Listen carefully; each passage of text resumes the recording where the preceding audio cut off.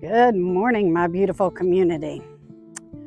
Out here doing my chores, did my watering, trying to take care of everything in this little high tunnel, starting more seeds, starting more plants.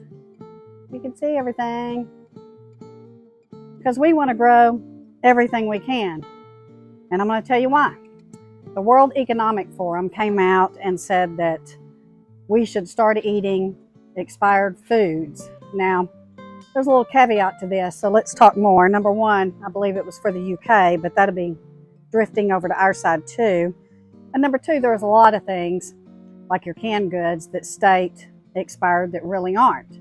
But what they're saying is that they're asking the UK to remove the best by and the expiry dates from certain foods to conserve food. Now they're saying number one is due to climate change, but we all know what's going on. We all know what's happening in this world. We know, and we have been warned, and we have been speaking about the shortages that they keep promising.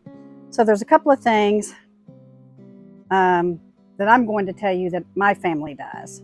So you know that we garden, and you know we can our own food, and canned goods, guys, last a lot longer than that expiry date. So there's two dates that they put on your food. One is a best by and one is a use by. Supposedly the best by is just that it's going to be fresher or taste better. The use by is really supposed to be the expiry date, and then you're taking your chances. So they started stamping our food here in the States pre-World War II. When grocery store chains started coming about and people were losing contact with the store owners who really protected and looked out after their clientele. And so used to the mom and pop grocery stores and the shops, they knew what was fresh and they wanted to protect their customers, so there was really no need for these. But as the supermarkets and the big chains started coming about pre-World War II, they started stamping the food, the best by, with the expiration dates. Now, there's a couple of things that they state do not expire. A couple of those are your salt, sugar, maple syrup, honey, and they even have eggs on there. So, yeah, I'm a little iffy on the eggs. I would be careful with that, but I'm going to add to the list Spam, Vienna sausage, canned meat, especially spam, guys. Now, listen, this advice I'm giving you, you take at your own heating. You know, heat your own comfortable spot there. But I can tell you that we've opened up old cans of canned good and Spam and Vienna sausages and canned meat, and it was just fine, especially Spam. In fact, we have a Harvest Right freeze dryer, and nobody has ever freeze dried Spam because there's really not a need to, because it's going to be okay by the time you need to use it. So yeah, it's really kind of sad that we're at this point. So my advice to you is to really kick in your garden growing and learn how to can and preserve your foods lots of different ways. Now I'll tell you that I opened up some canned green beans that I had canned back in 2017, and they were fine. Not a hint of anything. And so we are eating our canned goods that we can ourselves 5, 6, 7 years. And again, you know, as long as you do it properly. Now we have a lot of videos on our channel that show you how to do this and show you how to preserve your food. Other ways are freezing, which, you know, you can get freezer burn, but if you get you a vacuum sealer or something like that, then it will tend to last longer. And then that freeze dryer. You know, we got that Harvest Right freeze dryer, and we have freeze dried everything. We have freeze dried meats and vegetables and herbs, and we are just stocking up our pantry with all of our food preservation that we have grown. We are promised now, they're telling us we're going to have a colder than average winter here in Texas, and wetter than normal, which I'll take. The wetter than normal, guys. We are still in the drought. Our lakes are still really low, and we are already seeing cracks in our grounds out here. So I know a lot of you are planting outside. We have those high tunnels to give us a little bit of added protection, but let me show you something you can do if you have raised beds to protect your vegetables in the event that it looks like we're going to have a cold winter. This is one of our raised beds. Greg went in couple of years ago and put PVC pipe down in the corners, and then you can see one in the middle. Very easy to do, guys. The PVC bends quite well. And you know what this can do?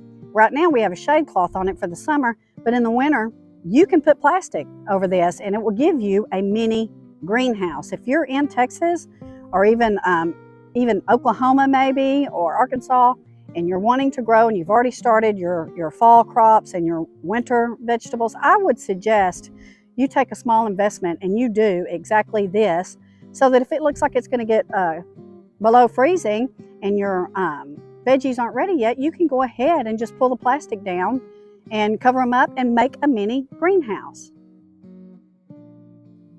So take control of your food situation for your family. There's lots of ways you can do it. Start buying canned goods, start buying canned meats, and listen to your instinct, your intuition. Us women have really good intuition. I'm sure a lot of men do too, but listen to your intuition and go ahead and stock up and make sure that in the event that they start saying we have these food shortages coming about, you guys have a little bit on the shelf. Start growing your own food. Learn how to can, learn how to preserve, learn how to freeze. Get you a Harvest Right freeze dryer. I know they're pricey, guys, but they're well worth it. I think that we've already paid for ours by so many things that we have freeze dried, packaged away, and then put in 5-gallon sealed plastic buckets. If you're not prepared to grow a garden this fall, go ahead and start planting your spring garden. And you can do that by getting your beds ready, by getting your seeds on order. I would go ahead and get your seeds on order now for the spring and probably the fall of 2023, and start planning out with your family how you're going to do your spring garden and what you're going to grow. Because believe it or not, a lot of your spring items you're going to start planting in January. We have been blessed with a great community such as all of you, and I'd say that 99.9% of us are like-minded on this, and I know a lot of you are already doing your gardening, and I know that we had a rough summer, but guys, we got to keep going. So if you haven't already, and you do still have some time to get some things in the ground for the fall, especially your lettuces and your greens and your beets and your turnips, I'd go ahead and do that. And it build you a raised bed, put you some PVC pipe over your current raised bed so that you can cover it up if you need to. Lots of things, and there's lots of people on YouTube that can show you exactly what they do to protect their food and to plant in the various areas of the nation, and some all over the world. So pop you some root vegetables in, guys. Carrots, beets, turnips. I'd throw some taters out too. Let's say your lettuces, your spinach, your radishes, broccoli, cauliflower, your brassicas. I would go ahead and get some going right now. And I would make sure that you could protect them in the event that we have this cold winter. So love you all. Take care. God bless. Wanted to give you a good update this morning. We'll see you soon.